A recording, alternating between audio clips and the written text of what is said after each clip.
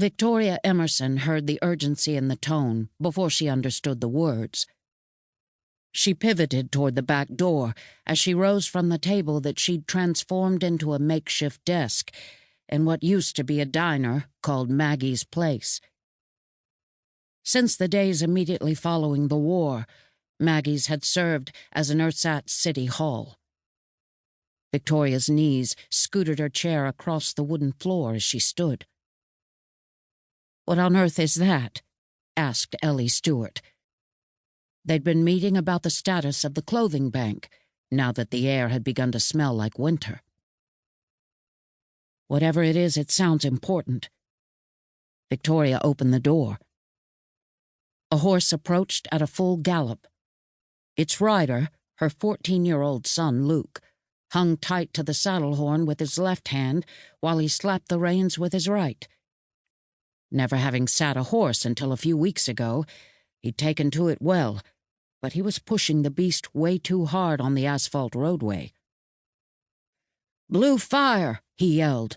"Coming down the river! Blue fire! Coming down the river!" Victoria's heart doubled its rate. "Is he shouting blue fire?" Ellie asked, standing. Everyone understood blue fire to be the code phrase for the highest level of alert. It meant imminent danger from deadly forces, whether man-made or from natural causes. Victoria didn't answer. Instead, she reached back inside the door and grabbed the M4 rifle that was never more than a few feet away from her.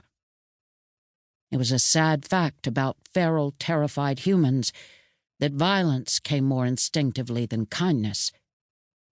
That was a lesson hard learned in the first days after Hell Day, after the war.